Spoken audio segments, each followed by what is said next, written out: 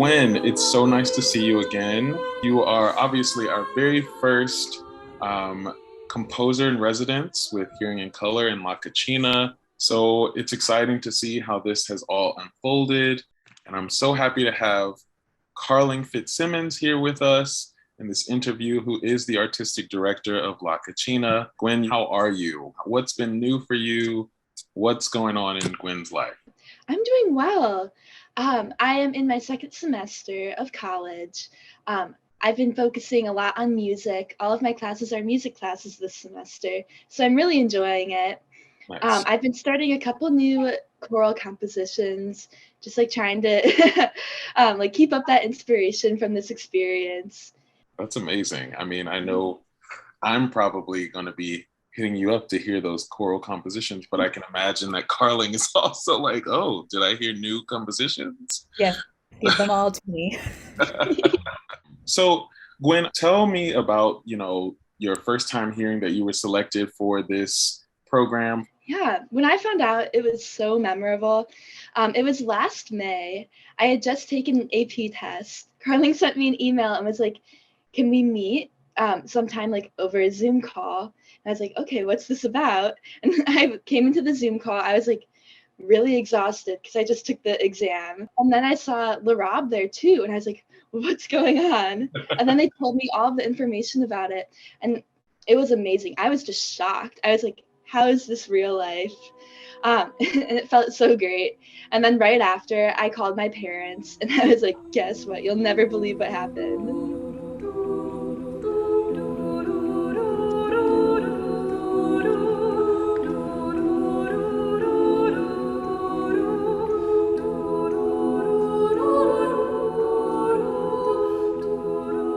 I'm really interested to know that you called your parents right away, especially because the piece is so family centric. Can you talk a little bit about, like, take us through the piece and talk especially about how your family has influenced this particular composition? Yeah, I kind of like to think of this composition as like a family story. It definitely is the most personal piece that I've ever composed. Um, because a lot of my other pieces, it just is like inspiration from really beautiful poetry.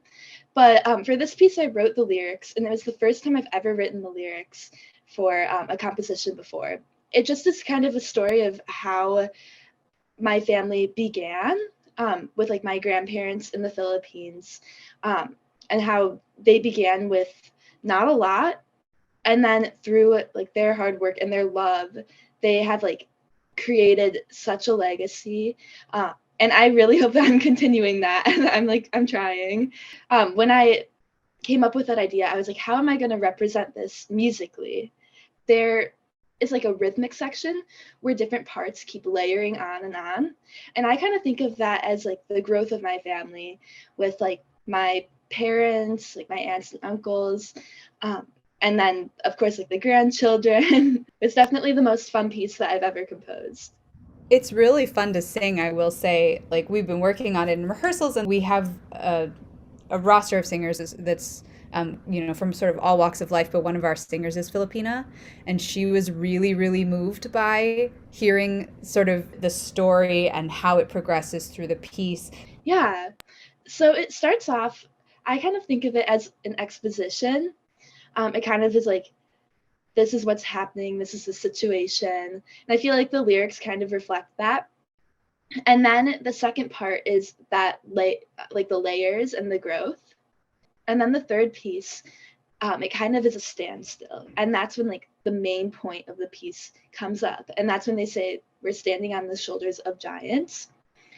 And I feel like that part is just when I'm looking back and I'm seeing everything that my family has gone through, and like, wow, like I can't believe that all of this happened. And then at the end, it kind of goes back to the beginning part. But I like to think that after everything that like the piece has like gone through, I think it has a different meaning. And I kind of like to think of it as like my whole family singing that together, just like looking back and like appreciating like all of the hard work that the people before us have put in.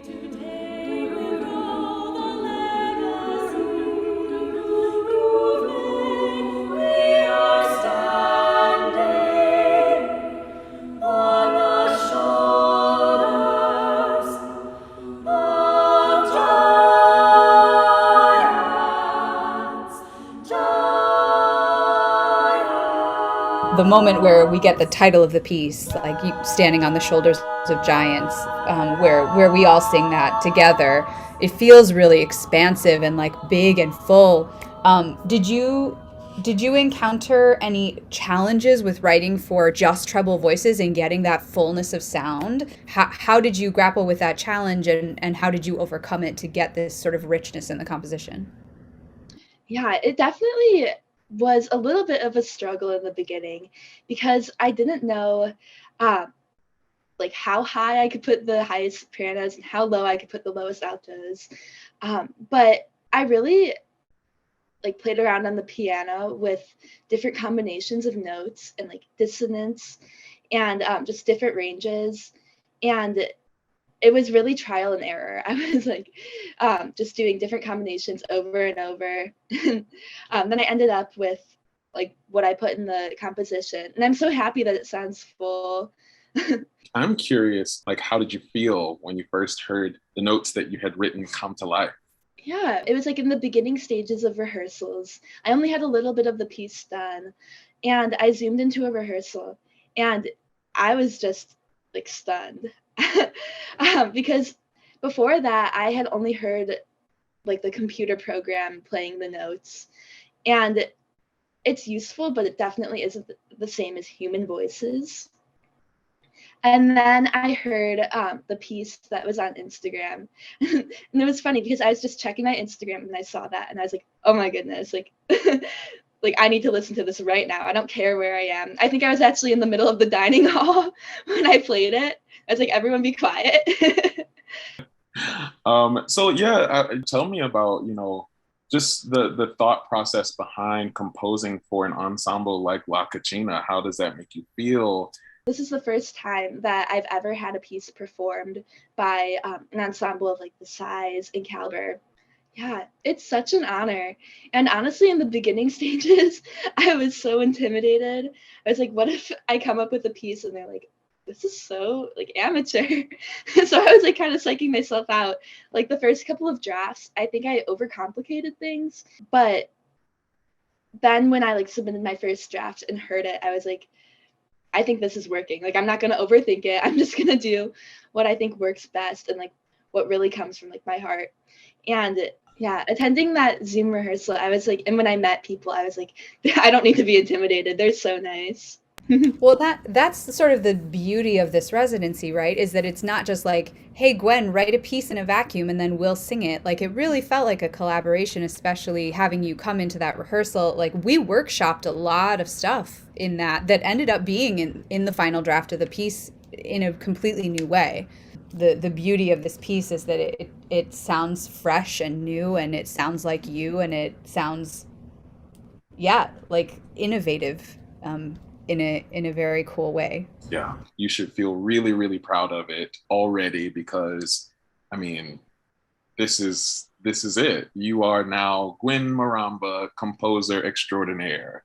How would you describe the residency as a whole? Like, what was your total experience? What did you like about it? And how do you think you can see it, you see it going forward? Yeah. So I'm not exaggerating when I say this, but this residency has been the most amazing musical experience that I've ever had. And that sounds like that's such a big statement, but it's so true. It has been a challenge, but through all of that, I've learned so much about myself, like my identity and everything. And it's just so beneficial to who I am. And I really loved that it wasn't just like, okay, write a piece. Like whenever I had questions, I could just send an email. If I wanted like lyrics looked over, I could just send an email. So it felt very like reassuring because I wasn't going into it blindly. For future composers, young composers, you should definitely apply for this program because Laurab and Carling are the best mentors that I could ask for. And I just feel so appreciated, and I feel like my artistic intentions are really understood, and I feel like I'm always being heard. So yeah, it's really amazing.